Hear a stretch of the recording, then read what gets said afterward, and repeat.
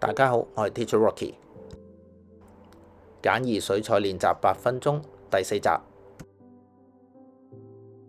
今日同大家畫下燈籠椒，紅色嘅主色調，加上佢少少綠色嘅莖部，係一個對比色。首先做好基礎嘅鉛筆線。以往都提過啦，水彩碟、水彩盤係唔需要清洗嘅。如果覺得個盤啲顏色太雜亂，可以用濕水嘅 tissue 啦，就抹咗佢就得啦。無論係濕咗水先上顏色，或者直接將水彩畫上去畫紙上面，呢個係每一個畫畫嘅人個因應唔同嘅環境啦，自己去隨意作出判斷。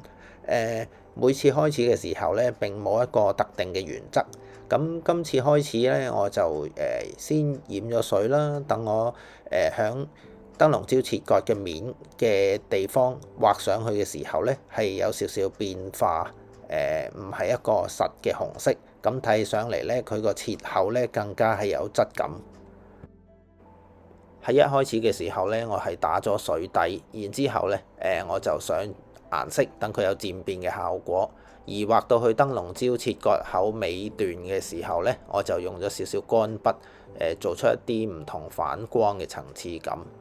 咁大家而家見到咧，我喺畫燈籠椒個裏邊畫佢核嘅部分，咁我係一路畫一路留白嘅，用一個yellow ochre 加少少burnt sienna， 咁比較多少少嘅水。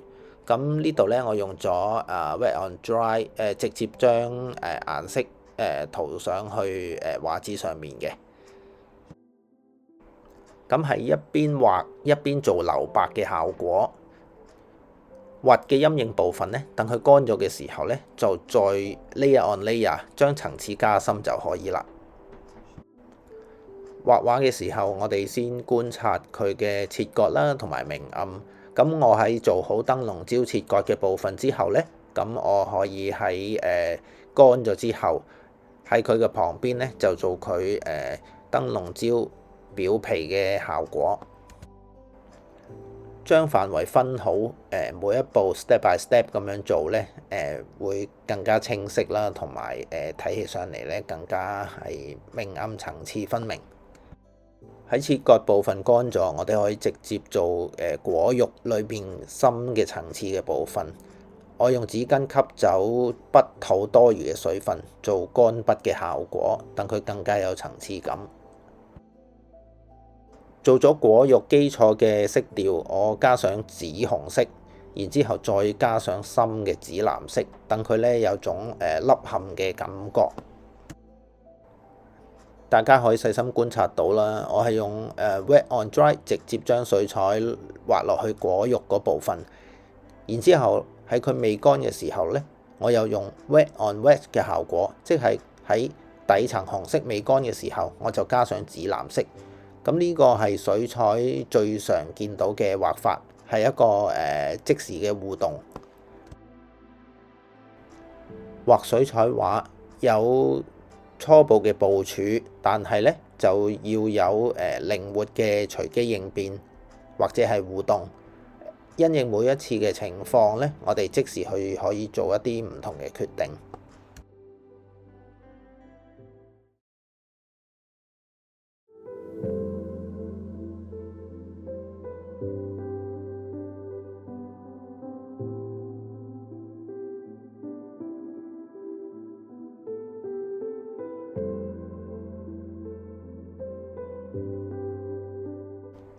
右手邊原隻燈籠椒，我先用平色做好燈籠椒基礎嘅部分啦。要留白嘅地方，我哋唔上顏色就得啦。喺佢未乾嘅時候咧，我哋可以做少少 wet on wet 嘅效果。大家留意下，我係將佢都係分咗幾個部分去處理嘅。大家見到啦，我基礎嘅燈籠椒，我係都分開幾個層次去處理，並唔係一次過咧去將成個燈籠椒去做晒，因為其實佢都隱藏咗一啲嘅切割啊，一啲轉彎嘅位置，個陰影部分咧係會比較 sharp，所以咧我可以將佢拆開啦，分3段去處理。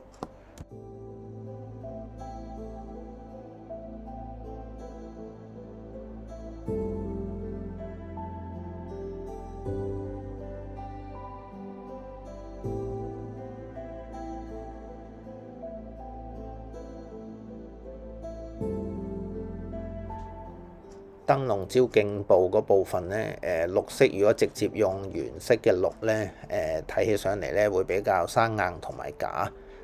所以因應情況咧，我會加咗少少土黃色啦，同埋burnt umber，等佢有一個灰度，睇起上嚟咧會自然啲。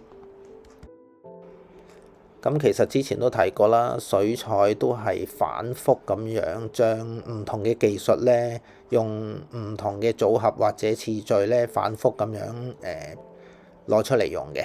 咁啊，大家睇到無論係鏡部嗰種 wet on wet 嘅效果啦，或者 layer on layer 都係幾個唔同好簡單嘅水彩技術，有唔同嘅次序去用，咁就可以做到千變萬化。只需要掌握到水彩嘅特性，例如透疊畫法、濕染嘅畫法、留白幾種基礎嘅技巧，反覆咁樣調配同埋作出唔同嘅決定，咁大家就可以做到千變萬化唔同嘅效果啦。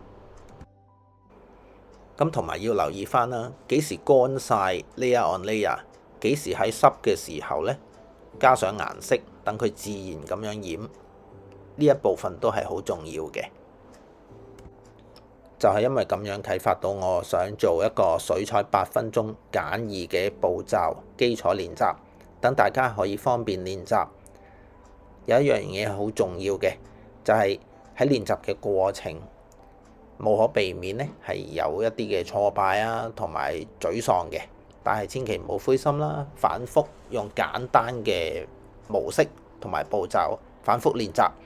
當你一掌握到嗰個技術嘅竅門嘅時候，大家咧就會可以好輕鬆咁樣進入另外一個階段啦。其實可以話俾大家聽啦，好多唔同界別嘅藝術家咧，佢喺展示一個完美嘅作品之前咧，可能大家都冇見到佢哋經歷過無數次嘅失敗，先有一個好靚嘅作品展示俾大家睇嘅。所以大家要繼續努力。如果覺得我嘅影片對大家有一個參考價值嘅話，希望大家 like、subscribe、share，支持我做更多有質素嘅影片示範。拜拜。